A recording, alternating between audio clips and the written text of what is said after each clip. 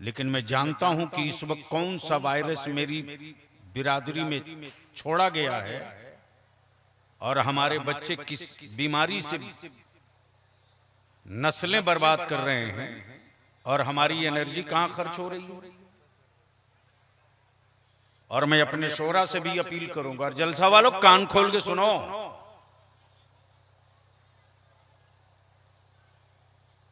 ये एहसान नहीं कर रहे हो आप इस्लाम पर। जिस खुलूस, जिस मोहब्बत, जिस बड़े दिल के साथ मेरे आका की मिलाद सजाते हो, उसी खुलूस और उसी बड़े दिल के साथ सिर्फ अल्फाज की गर्मी नहीं, मैदान अमल में भी उतर के दिखाना होगा।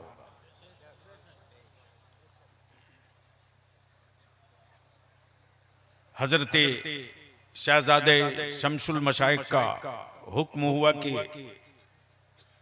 अभी जो चल रही है तहरीक,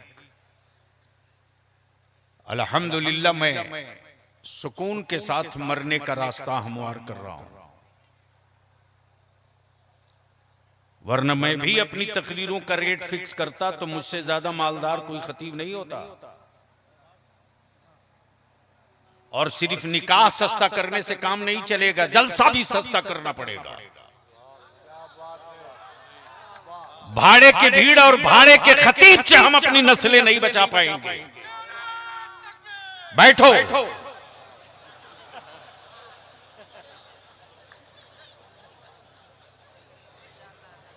मस्जिद में एक वक्त नहीं जाओगे, ईद और बकरीद को भी मुलाकात होती है, वो भी रोजा पूरा रख के नहीं जाते हो।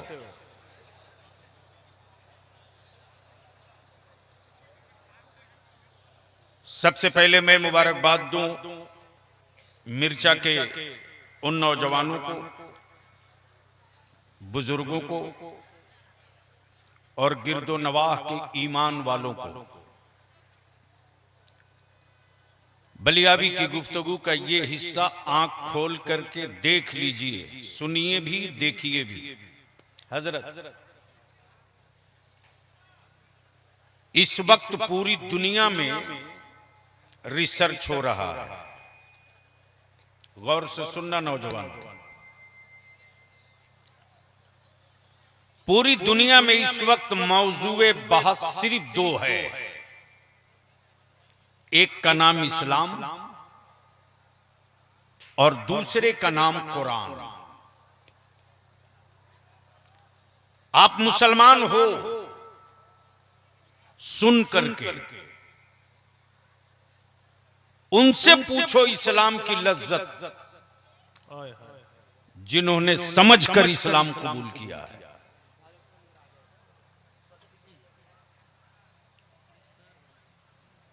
सुनना और है, समझना और है।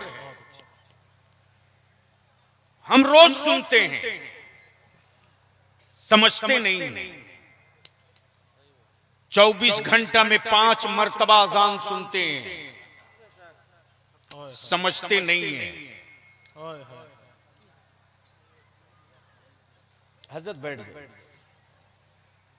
24 घंटे में 5 वक्त अजान रोज सुनते हैं, समझते नहीं हैं।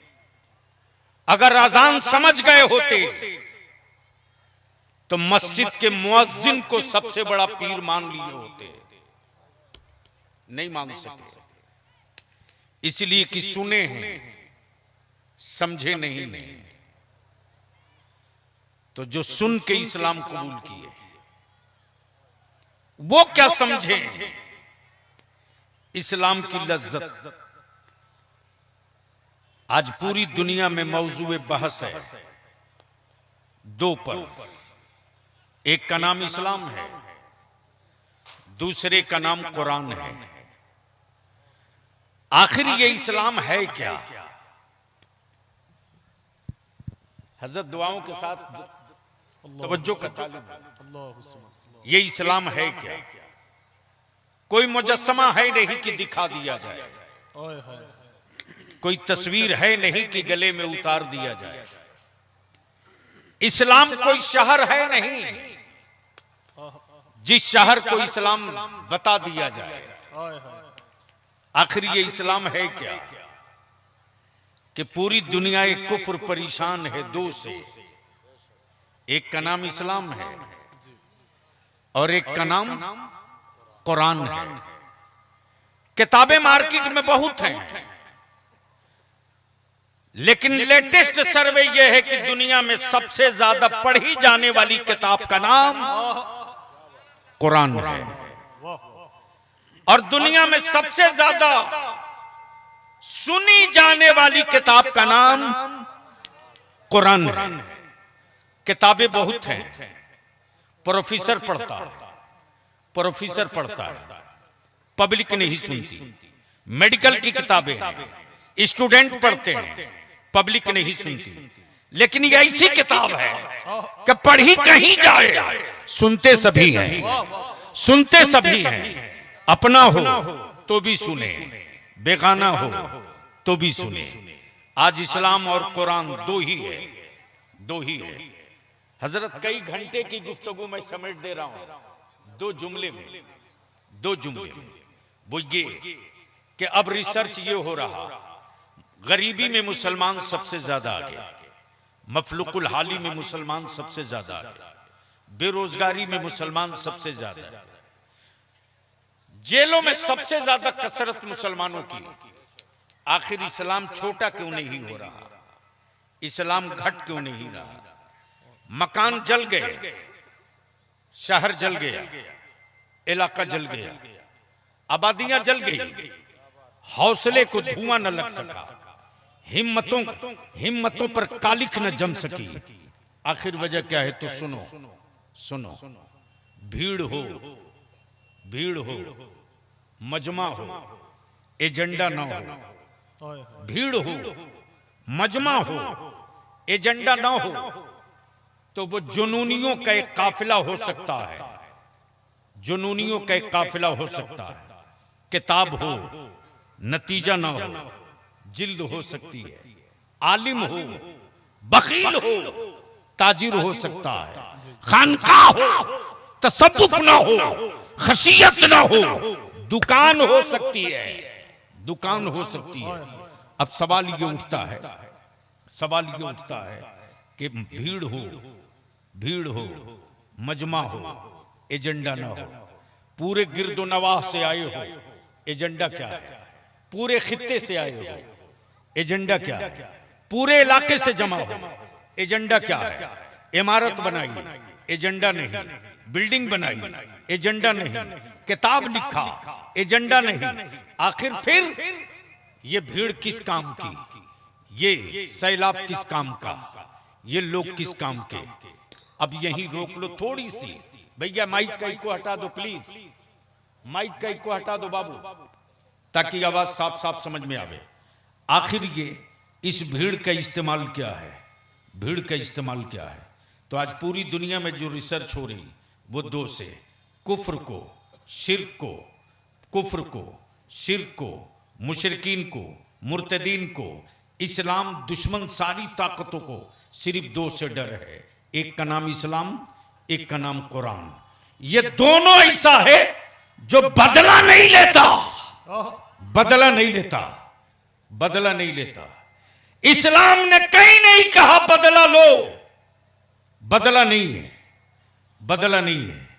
और कुफ्र को डर बदला से लगता है, और इस्लाम बदला नहीं लेता।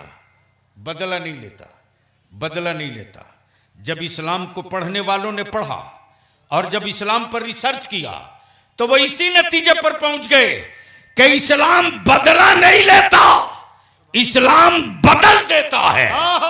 जो बदल दे वो इस्लाम है, जो बदल दे वो कुरान है, जो बदल दे वो मुस्तफा का दीन है, जो बदल दे वो कानून शरीयत है, जो बदल दे वो मुस्तफा की सुन्नत है, जो बदल दे वो निजाम मुस्तफा है, जो बदल दे वो मुस्तफा का कानून है।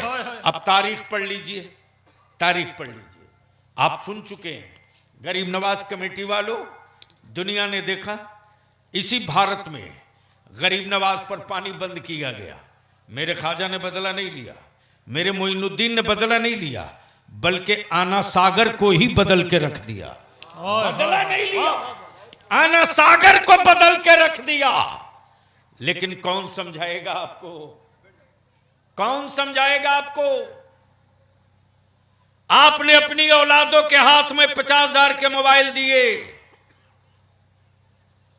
एक मर्तबा नहीं पूछा आपने कि बेटे इस डब्बे का इस्तेमाल क्या है।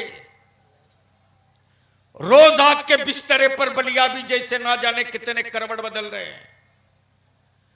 मेरी बेटियां गैरों के आंगन की जीनत बन गई, हम नारा लगाते रह गए, हम नारा लगाते रह गए, हम लंगर करते रह गए। मेरी पीठ से दीवार खसक गई और हमको वहम है कि हम बड़े मजबूत, हमको वहम है कि हम बड़े मजबूत। सुनो, मैं शहजादे शमसुल मशाइख से अपनी एक आप बीती शेयर कर दूं। हजरत बलियाबी के आंसू थमते नहीं। लोग कहते हैं तेरी सेहत क्यों नहीं बनती? 3 दिन रह ले मेरे साथ, सिर्फ 3 दिन। अगर वजन 5 किलो कम ना हो गया तो कहना। खुद को जीना बहुत आसान है, मैदान में उतर के जी के दिखा दो। खुद को जीने के लिए कीड़े भी जी लेता यार, लेकिन अपनी नस्लों के हिफाजत के लिए जीने के लिए जिगर पैदा करना पड़ेगा। जब मैं तहरीक बेदारी के सिलसिले में हजरत या आपके महसी मुजफ्फरपुर से आगे जब कई नशिस्तें हो गई, मैं थक गया। मौलाना फाक साहब, मेरा दिमाग काम नहीं कर रहा था, क्या करें। तब मैंने स्कूल और कॉलेजेस के बच्चों को बुलाया। मैंने कहा बेटे देख, मेरी हिम्मत अब टूट रही है, तुम लोग मेरा सपोर्ट करो। हजरत पैर से जमीन खसक गई। ये बच्चों की तफसील जानने के बाद लड़कों ने कहा हजरत हम लोग लिस्टिंग करते हैं 5 प्रखंड के हाई स्कूल इंटर तक के बच्चों को। उसी में एक लड़का बोला सिर्फ एक से काम नहीं चलेगा, बेटियों को भी अपने बुलाइए। मैंने कहा बच्चे और बच्चियां दोनों को बुलाओ। इसी तरह से 1 to 1 गुफ्तगू हो रही थी। जब मैंने अपने एजेंडे को बता दिया और बताने के बाद मैंने कहा मैं अब आपकी राय जानना चाहता हूं, आज आप लोग मुझको सहारा दो, मैं क्या करूं। गौर से सुनना मेरे अजीज, नारे वाली तकरीरें बहुत हो चुकी, चूमने वाली तकरीरें बहुत हो चुकी, फजीलत पे रातें हमने बहुत बिता ली। अब नस्लों की जरूरत पे गुफ्तगू का वक्त आ गया है। जब नस्लें बची रहेगी तब गरीब नवाज की चादर जाएगी। जब नस्लें सलामत रहेगी तब बज़्म मिलाद सजेगी। जब नस्लें बाकी रहेगी तब मस्जिदों के मिनारे की हिफाजत होगी। नस्लें न रहेंगी तो हम रह के कहां क्या कर लेंगे। हजरत शेख तरीकत जिस वक्त मैंने बच्चों से पूछा बताओ, हर सहूलत बाप दे रहा फिर भी मेरी बेटियां गैरों के साथ कैसे चली जा रही हैं। सुनना, गैरतदार मावों के दूध पिए हो तो सुनो। हजरत जानते हैं, बच्चों ने जवाब दिया कि एक टीम है, एक टीम है, और बिल्कुल फिल्मी अंदाज में उस बच्ची पर कोई अटैक करता है और उस बच्ची के साथ कोई बदतमीजी करता है। उसी में कोई गैर मुस्लिम का बच्चा उसके बचाव में आता है और उस टीम में लड़कियां भी हैं। वही लड़कियां अब उस बच्ची से कहती हैं तेरे लिए वो फलाने पर मुकदमा हो गया और तेरी वजह से अब उसकी लाइफ क्रॉस हो जाएगी, तेरे लिए वो जान पे खेल गया, तेरे लिए उसने अपना पूरी लाइफ बर्बाद कर दी। उसके बाद एक पार्टी बनती है, बर्थडे पार्टी। उस पार्टी में मेरी कौम की बेटी को बच्चियां बुलाती हैं और वहीं से मेरी बच्चियों पर डोरे डाले जाते हैं। मैं अर्ज करूंगा कब्बारो कमसार वालों, बाप दादा की छोड़ी हुई विरासत बचा लो। अगर ये बचा लिए तो 100 सालों तक तेरी औलादें सर उठाकर जिंदा रहेगी, और अगर ये हाथ से निकल गया तो याद रखना, याद रखना, कल किसी ने ये कहा था, कुत्ते से कहा था, भाग भाग वरना आदमी की मौत मारा जाएगा। कुछ दिनों तक लोग ये कहते रहे, भाग वरना कुत्ते की मौत मारा जाएगा। अब भारत में कुत्ते बोल रहे हैं, भाग वरना आदमी की मौत मारा जाएगा। इसकी एक बुनियाद, वो बुनियाद ये, हमने भीड़ जमा की, एजेंडा नहीं था। हमने मजमा जमा किया, मेरे पास कोई करारदाद और रेजुलेशन नहीं थे। भीड़ थी, आहत का जज्बा नहीं था। भीड़ थी, कोई कैलेंडर नहीं था। पैसा था लेकिन खर्च करने का की जगह नहीं मालूम थी। कोठी और मकान तो बना दिया, हवेली में ग्रेनाइट और टाइल्स तो लगा दिया, लेकिन खूबसूरत हवेली के लायक खूबसूरत औलादों की तरबियत न दे सके। मेरे अजीज बलियावी, आपसे सिर्फ 2 चंद बातें अर्ज करता है, इतनी तमहीद के बाद सुनो। वो पत्थर, जो पत्थर छेनियों की चोट से डर जाए, जो पत्थर छेनियों की चोट से डर जाए, वो पत्थर कभी मस्जिद का मेहराब नहीं बन सकता।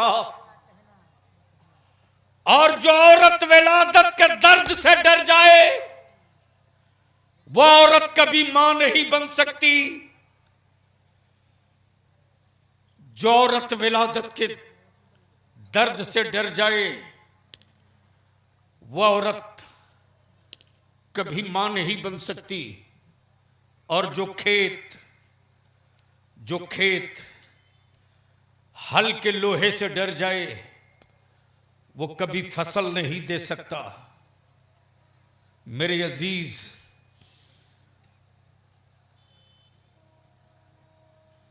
मरे हुए इंसानों को कांधे की जरूरत पड़ती है, जिंदा कौमों को कभी कांधे का इंतजार नहीं करना पड़ता।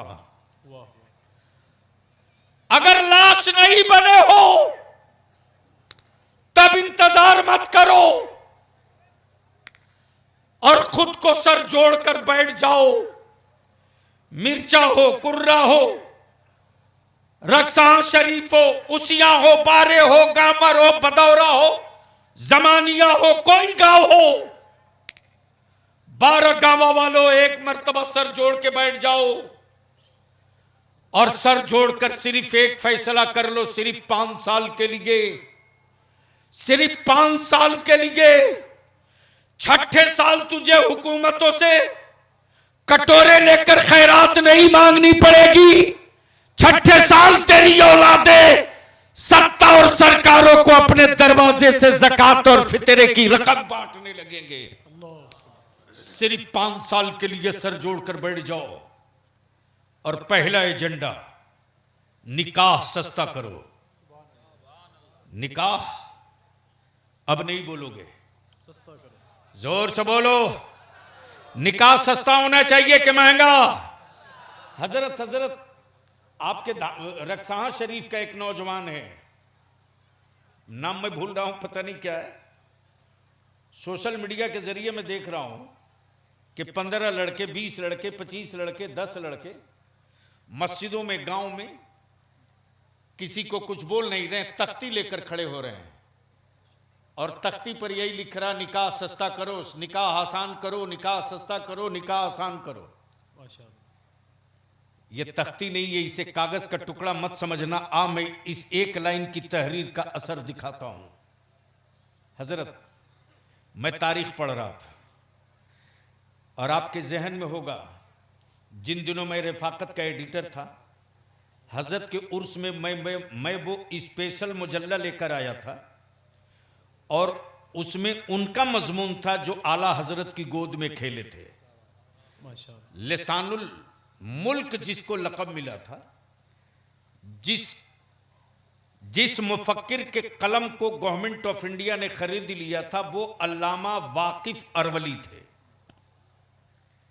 3 रुपया पर सफहा गवर्नमेंट ऑफ इंडिया देती थी, वो चाहे जो लिख के दे दे। तो अचानक मुझको मेरे जहन में बात आई, मैंने उनसे पूछ दिया कि मजूफ सिफत थे वो, मैंने उनसे पूछ दिया कि हजरत ये रातों रात तख्ता पलट का मामला क्या है? सुने उलमाए ज़वील एहतराम बड़ी संजीदगी से, रातों रात तख्ता पलट की तारीख क्या है? तो हजरत ने फरमाया कि देख, वो किताब अंग्रेजी में है लेकिन हिंदी में एक एडिशन दिल्ली से छपा है, शायद खुदा बख्श लाइब्रेरी में हो, उसे निकाल ले। गौर से सुनना मेरे अजीज, गौर से सुनना। जैसे ही हजरत में वो किताब हिंदी में पाया तो मैं लेकर चला गया और जो जुनून सवार हुआ तो मैं 350 सफ़े की किताब 2 दिन के अंदर में पढ़ गया। 2 दिन के अंदर मैं 350 सफ़े की किताब पढ़ा हूं। रातों रात तख्ता कैसे पलट गया, गौर से सुनना। काले थे, काले थे, गोरों की हुकूमत थी, काले शहरी थे, बेटियों की आबरू की कोई कीमत न थी, मॉब लिंचिंग आम था, किसी चौक चौराहे पर जूते से पीट देना जुर्म नहीं, लाइसेंस था कि वो गोरा है, मकानों को मिस्मार कर देना कोई अपराध नहीं, इसलिए कि सत्ता में बैठा वो था। लेकिन उन्हीं कालों के बीच में एक काला था जो अपनी औलादों की बेबसी पर चीखता था, यह जुल्म है, यह कानून के खिलाफ है, यह ह्यूमन राइट्स के अगेंस्ट है, यह इंसानियत को पामाल कर रहा, यह नहीं होना चाहिए। सारे काले मिलकर के मुस्कुराते थे उस पर और उसकी दीवानगी को पागलपन का नाम दे दिए। तारीख पलट गई। जब वो थक गया हजरत, जब वो थक गया और जब वो मायूस हो गया तो चुपचाप एक जंगल की तरफ चला गया। लेकिन जब उसको खबर मिलती थी कि किसी काले की बेटी की आबरू लूट ली गई है तो वो आता था मिठाई का डब्बा लेकर और एक ढोल लेकर, मिठाई बांटता था उसके दरवाजे जिसकी बेटी की आबरू लूटी गई हो। काले उसको पकड़ लिए और बोलते थे, तू मिठाई बांट रहा, तू जश्न मना रहा, मेरी बेटी की आबरू लुट गई, तू जश्न मना रहा? तो उस काले ने जवाब दिया, यही बात मैं तुझको समझा रहा हूं 10 साल से, तुम लोगों ने मुझको पागल बनाया, मैं मजबूर होकर के आबादी से बाहर भाग गया।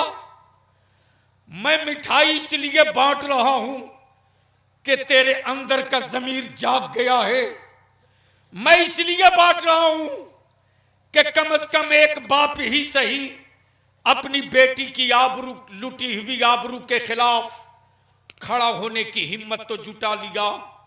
ये सोचकर मिठाई बांट रहा हूं। तब सभी कालों ने सर जोड़ करके कहा, अब बता कब तक आबरू लूटेगी, कब तक बेटियां ज़बा होंगी, कब तक हमारे बेटे रुस्वा किए जाएंगे, बता।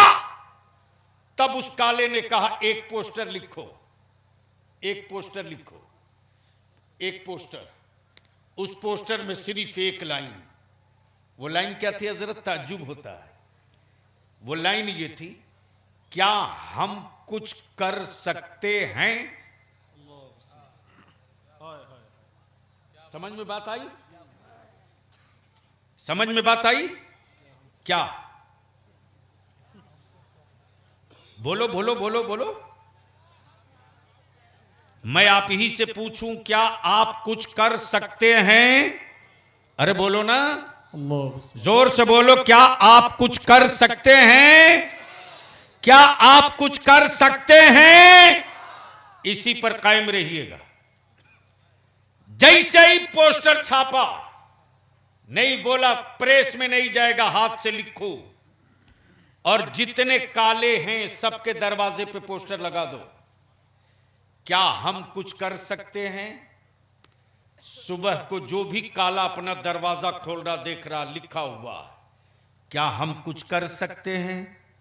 तो अंदर का जमीर बोल पड़ा, यार हम क्या नहीं कर सकते हैं? हम बहुत कुछ कर सकते हैं। हम क्या नहीं कर सकते? हम बहुत कुछ कर सकते हैं। 15 दिन के बाद बोला दूसरा पोस्टर लिखो, अगर कुछ कर सकते हो तो फला तारीख को फला मैदान में जमा हो जाओ। गोरों का मुल्क चारों तरफ काले काले काले काले काले काले पट गया। अब तलाशा जा रहा है कि जिसने बुलाया वो है कहां। अब वो एक टीले पर चढ़कर देख रहा था कि काले कितने आए हैं। जब देखा कि चारों तरफ सिर्फ काले काले दिख रहे हैं, तब करीब आया।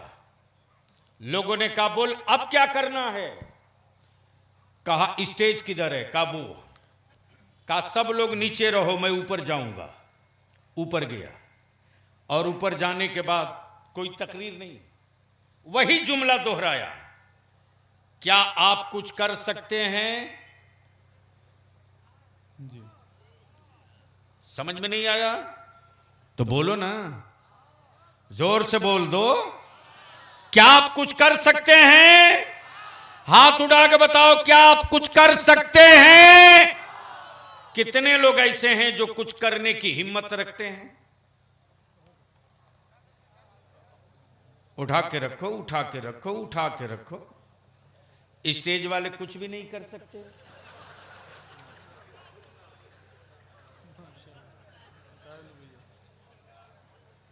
अरे उठा कर रख, डरता क्यों है? उठा दोनों हाथ मुट्ठी बांध के।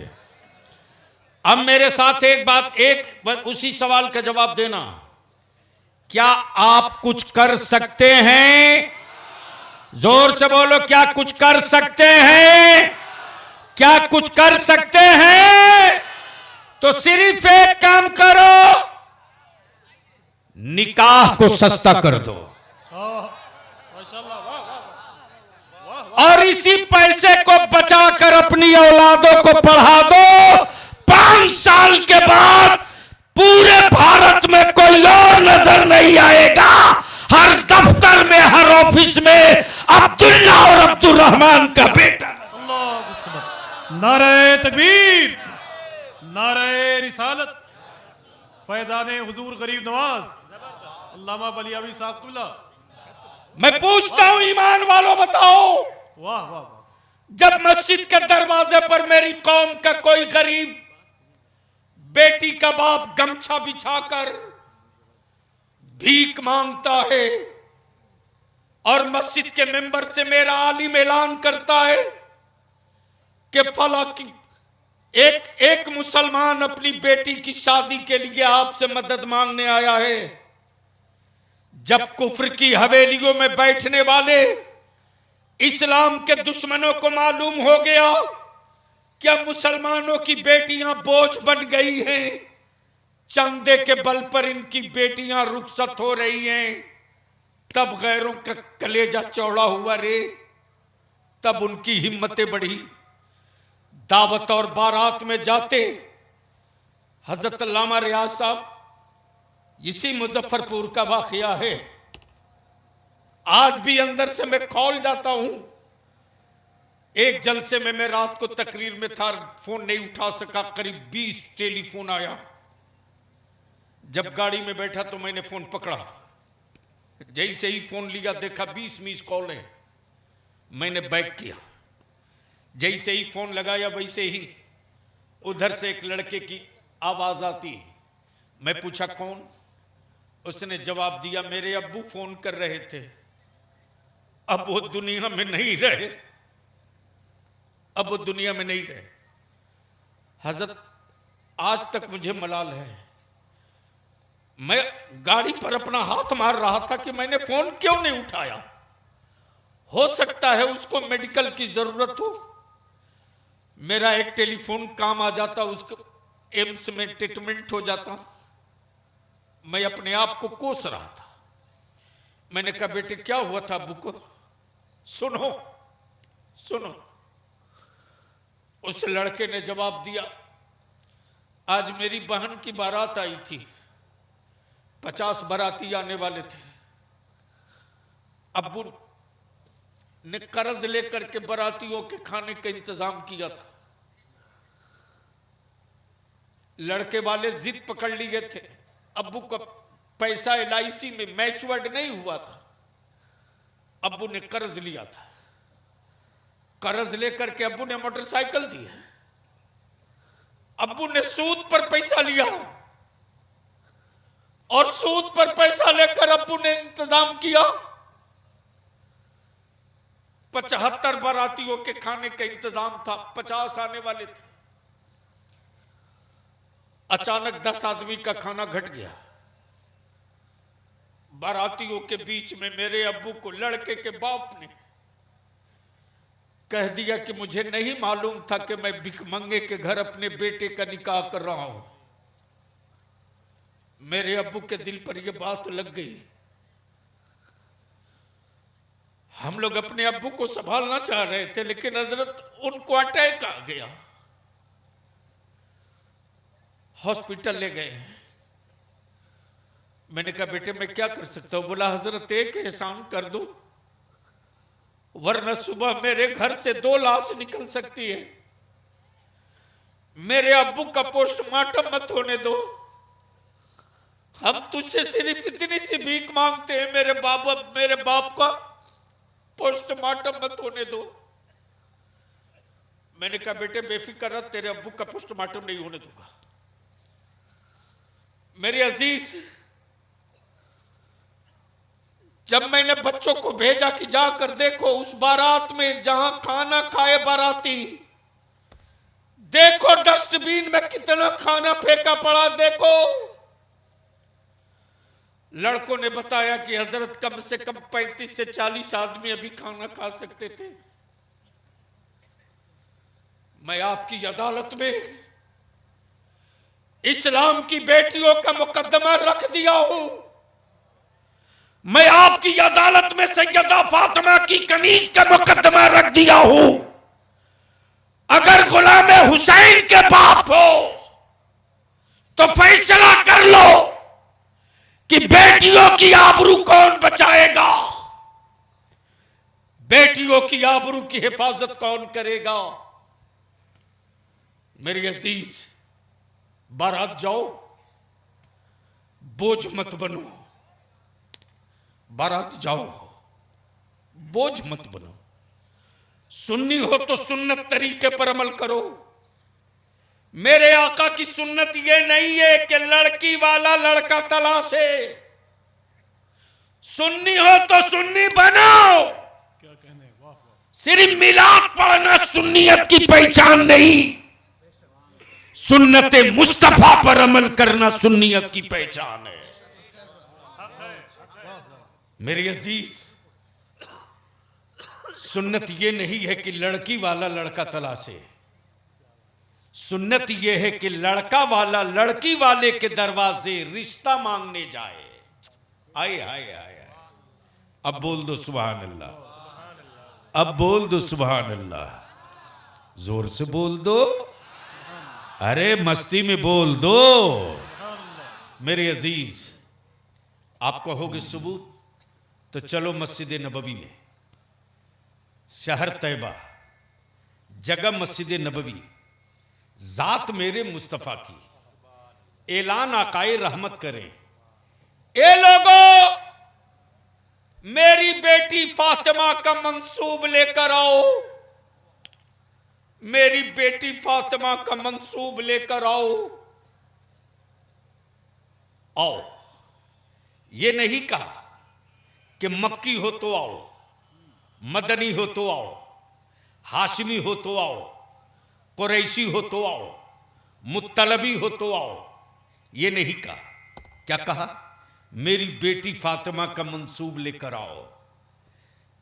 आओ, शर्त ये है अल्लाह वाला हो, मोहम्मदुर रसूलुल्लाह वाला हो, यानी ईमान वाला हो। आओ। जैसे ही ये आवाज गूंजी है ज़बाने नबूवत से, मदीने तैयबा के बड़े बड़े रऊसा, उनकी औलादे बेचैन हो गई।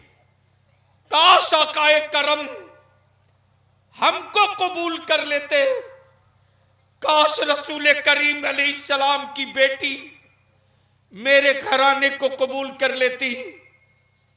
ये खबर जैसे ही फातिह खैबर, दामादे पैगंबर, मौला अली मुश्किल कुशा रदियल्लाहु ताला अन्हु के कानों तक पहुंची। हजरत सैयदना मौला अली मुश्किल कुशा मस्जिद नबवी के कोने में चुपके बैठकर आंसू गिरा रहे हैं, आंखें नम हैं। सैयदना अबू बकर सिद्दीक तशरीफ लाए। फरमाते, ए अली रोते क्यों? ए अली सिसकियां कैसी? सैयदना मौला अली शेर खुदा फरमाते, ए अबू बकर, आज अली इसलिए रो रहा है कि काश अली के पास अच्छी हवेली होती, बेहतर मकान होता, रहने को जगह होती, तो मैं नबी करीम अलैहिस्सलाम की बेटी सैयदा फातिमा के मंसूब पर लब्बैक कहकर दौड़ जाता। आकाए रहमत फरमा सैयदना अबू बकर सिद्दीक फरमाते, ए अली घबरा मत, वो रहमत आलम हैं, वो दिलों का राज जानते हैं। चलो आगे आगे अबू बकर सिद्दीक, उनके पीछे सैयदना फारूक आजम, उनके पीछे सैयदना उस्मान गनी, सबके पीछे मौला अली। ये चारों आ गए। हजरत चारों खामोश, न सैयदना अबू बकर सिद्दीक कुछ बोले, न फारूक आजम कुछ बोले, न उस्मान गनी कुछ बोल रहे हैं। तब आकाए रहमत फरमाते, अबू बकर कुछ तो बोलो। सैयदना अबू बकर सिद्दीक अर्ज करते, या रसूल अल्लाह, मेरे माँ बाप आप पर कुर्बान, हिम्मत नहीं पड़ती, जबान खुलने को तैयार नहीं। तब आकाए रहमत फरमाते, अबू बकर, जो तुम लोग अपने दिल में छुपा कर लाए हो, थोड़ी देर पहले जिब्रील बताकर चले गए हैं, और फातिमा का मंसूब अली से मेरे परवरदिगार ने मुकर्रर फरमा दिया।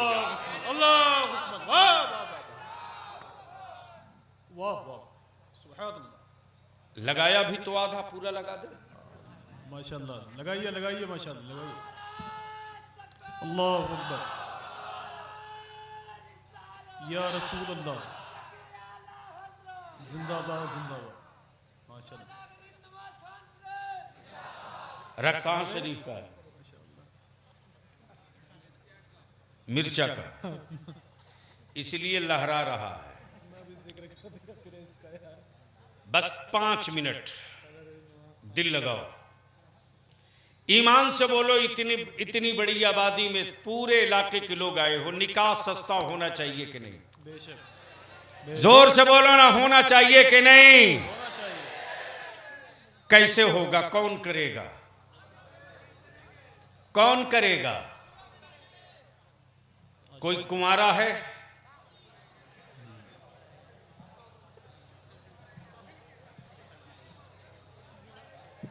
गर्मी है?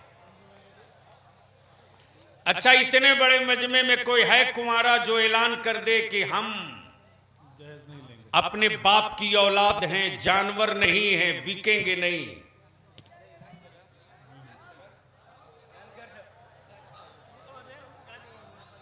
अब जबरदस्ती 5 मिल के हाथ उसका उठवा रहा है।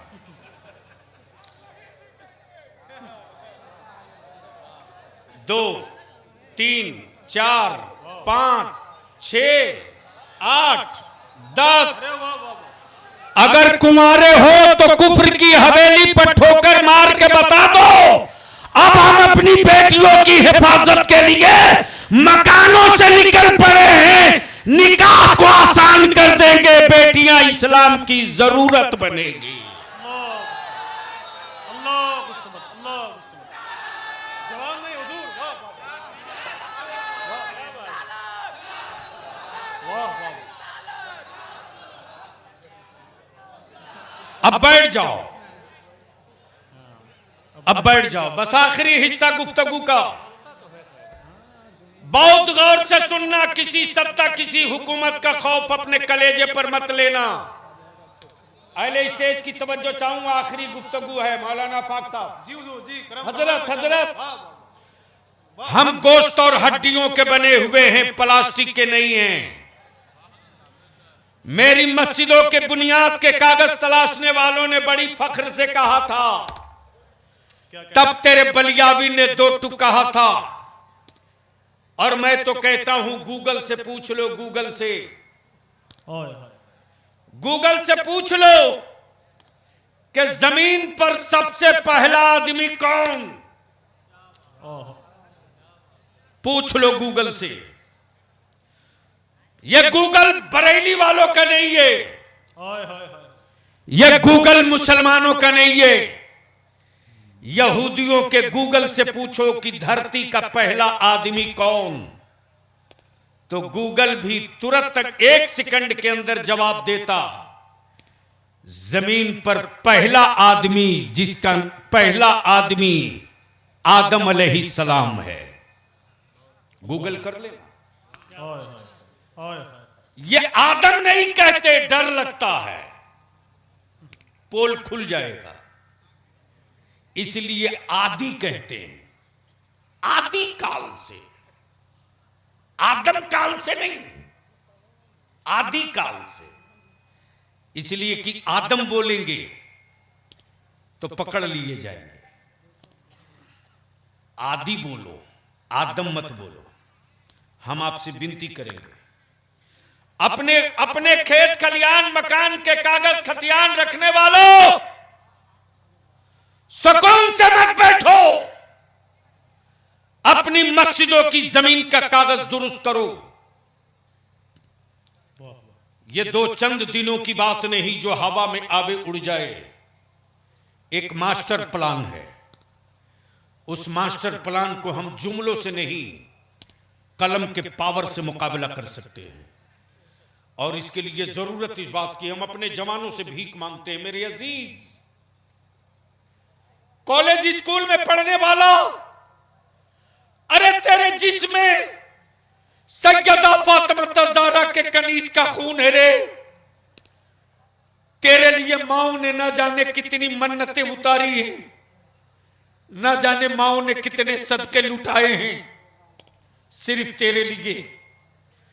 जरूरत इस बात की आ गई है कि अब दौलत कमाने के लिए पढ़ना बंद करो, अपनी नस्लों के तहफ्फुज के लिए आगे बढ़ जाओ। बस आखिरी बात अर्ज कर दो, ईमान से बोलो, कॉलेज स्कूल में पढ़ने वालों, आदमी बीमार पड़ता है तो दवा लेता है कि नहीं लेता है? जोर से बोलो। अगर दवा दुश्मन की दुकान में हो तो लेगा कि नहीं लेगा? नहीं लेगा। 5 रुपये की दवा अगर 500 में मिले तो लेगा कि नहीं लेगा? क्यों लेगा? जोर से बोलो, क्यों लेगा? क्यों लेगा? दुश्मन की दुकान में है फिर भी लेगा। 5 रुपये की दवा 500 में मिले फिर भी लेगा। बस इसी को आज के जलसे का एजेंडा बना दो। मेरे अजीज, इतनी मेहनत करके पढ़ो कि बीमार मुल्क के लिए दवा बन जाओ। क्या कहने, वाह वाह। और जब बीमार मुल्क के लिए दवा बनोगे तो वैसे ही तुझको तराशा जाएगा जिस तरह भारत का डिफेंस बीमार था और दवा का नाम एपीजे अब्दुल कलाम था, तो घुटने टेक करके कहना पड़ा भारत का डिफेंस बीमार है, मुसलमान का बेटा दवा है। आज तेरे लिए राष्ट्रपति की जगह तैयार रखी हुई है। अल्लाह इतनी मेहनत करके पढ़ो। वाह वाह। और मैं नौजवानों से अर्ज करूंगा, आप चाहो तो मदद कर सकते हो। अगर पता चल जाए कि तेरे दोस्त ने 5 लाख रुपया और एक बुलेट या 4 चक्का पे निकाह कबूल करने की हां भरी है, तो उसका कार्ड मंगा लो और फोटो खींच लो, एड्रेस पता लिख दो और अपनी दोस्ती भी जाहिर कर दो। ये मेरा दोस्त है, जिगरी दोस्त है, हमने इसको अपना दोस्त बनाया था, लेकिन ये मेरा दोस्त 5 लाख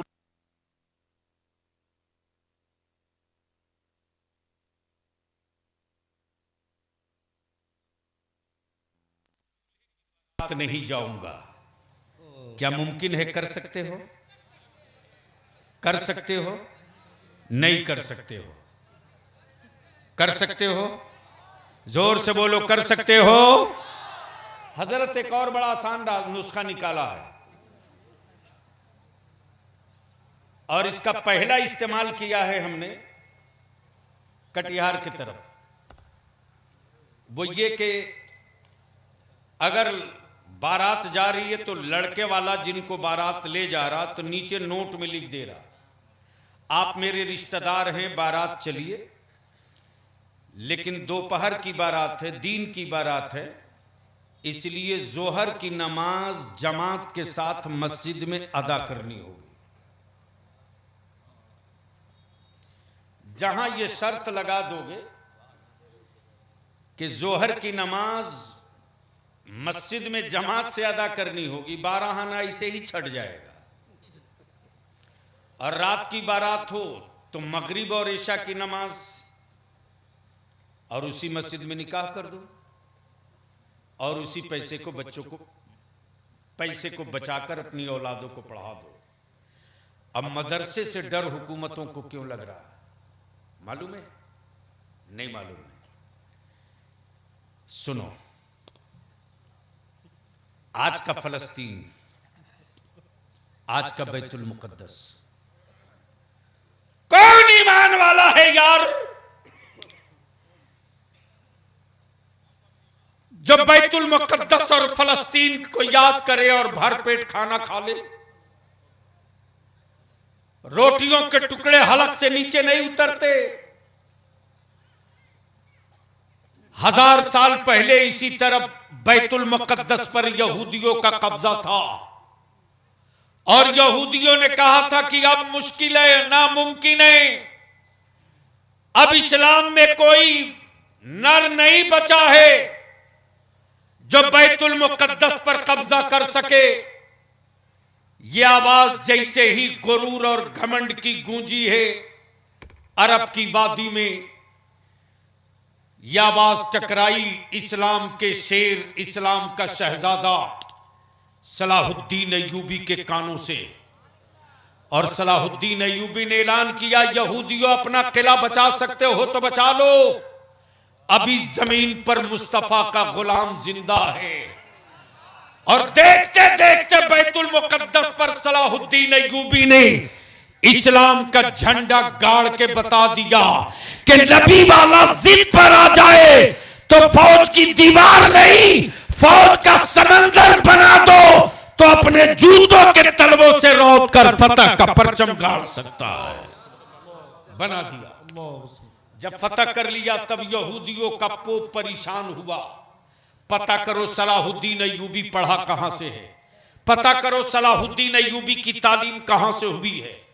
तो जब उसकी आईबी ने रिपोर्ट दी तो यही कहा, सलाहुद्दीन अय्यूबी कॉलेज में नहीं पढ़ा है, सलाहुद्दीन अय्यूबी स्कूल में नहीं पढ़ा है, सलाहुद्दीन अय्यूबी किसी यूनिवर्सिटी में नहीं गया है, सलाहुद्दीन अय्यूबी की तालीम मदरसे में हुई है और पढ़ाने वाले का नाम अब्दुल कादिर जिलानी है। हुक्मरानों को मदरसों से इसीलिए डर लगता यार कि फिर कहीं चटाई वाले कोई दूसरा सलाहुद्दीन अय्यूबी न पैदा कर दे। इसी खौफ में जी रही है सत्ता और हुकूमतें। लेकिन तेरे मुठिया के चावल ने, तेरे ज़कात के सिक्कों ने, तेरे फितरे की रकम ने कुफ्र की चूले हिला के रख दी है। इसलिए मिर्चा वालों, इन्हें किसी का बेटा मत समझना, इसे रसूलुल्लाह का मेहमान समझना। किसी भी मदरसे के बच्चे को गिरी नजर से अल्लाह के वास्ते कभी मत देखना, कभी मत देखना। कयामत के दिन तेरा बेटा काम आवे कि ना आवे इसकी कोई गारंटी नहीं, लेकिन जिनके लुक़मे खाकर ये पढ़ चुके हैं, कयामत के दिन ये सीना ठोक के तेरे काम आएंगे, ये लिख लो। इसलिए मैं अर्ज करूंगा, अपने मदरसों को मजबूत कीजिए और मदरसे के इंतजामिया से भी हाथ जोड़ के अपील करूंगा, सिर्फ हाफिजी मत बनाइए, सिर्फ हाफिजी मत बनाइए, बल्कि कोशिश कीजिए कि जो बच्चे हिफ्ज कर रहे हैं, हिफ्ज करते करते कम से कम हाई स्कूल का एग्जाम भी दे सके, ताकि वो बच्चे मेन स्ट्रीम में हमारे आ सके, हमारे बच्चे लॉयर भी बन सके, हमारे बच्चे मेडिकल की तरफ भी जा सके। अमा जब मदरसे की पतली दाल और मोटा चावल खाकर 30 पारा कुरान हिफ्ज कर सकता है, तो थोड़ी सी पुष्ट पनाही कर दो तो मदरसे के बच्चे क्या नहीं कर सकते हैं वो सब करके दिखा देंगे। इसलिए कोचिंग का भी इंतजाम हो, भरपूर कोचिंग का इंतजाम हो। इसलिए मैं कमेटी से भी इल्तिजा करूंगा कि मदरसे की इमारत अल्हम्दुलिल्लाह बहुत खूबसूरत हो गई है, बहुत अच्छी हो गई है। हमारी बेटियां क्यों जाएंगी गैर जगह? हाई स्कूल मैट्रिक की, साइंस की, मैथ की, ज्योग्राफी की, हिस्ट्री की अगर कोचिंग करनी है, हम अपने गांव में इंतजाम कर दे, बढ़िया टीचर का इंतजाम कर दे, पर्दे में रहकर मेरी बेटियां एग्जाम की तैयारी कर ले और हम भी बेखौफ बेखतर और मस्त होकर के अपनी बेटियों को पढ़ा सके। मन में ये खौफ न रहे कि मेरी बेटियों की आबरू का क्या होगा। इसलिए कि गैरों के कुएं पर अब भरोसा मत करो, पता नहीं कब किस वक्त कौन जहर मिला दे। अब अपना ही कुआं तैयार करो ताकि नस्लों को सैराब किया जा सके। यार जिंदा, सोहबत बाकी। सलाम अलैकुम।